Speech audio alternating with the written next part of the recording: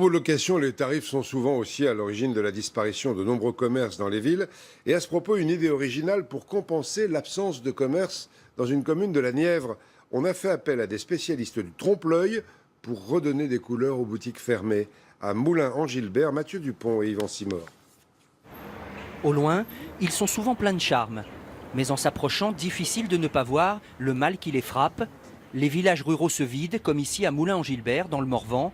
La population diminue et chaque année, un commerce ferme ses portes. Un constat amer pour cet adjoint municipal. On a le bazar du centre qui est totalement fermé depuis une trentaine d'années, qui présente encore bien par rapport à d'autres façades qui, elles, sont complètement en déshérence, à la limite de la ruine. Alors ici, plus question de rester les bras croisés.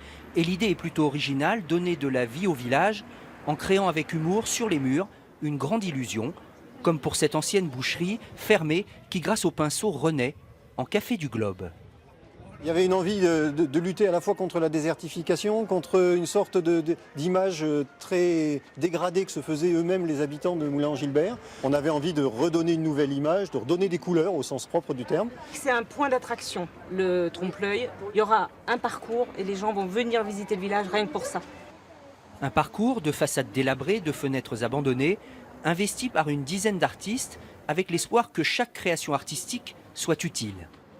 C'est une contribution à ce que tous ces villages qui sont magnifiques, que les gens reviennent, il y a une vie ici.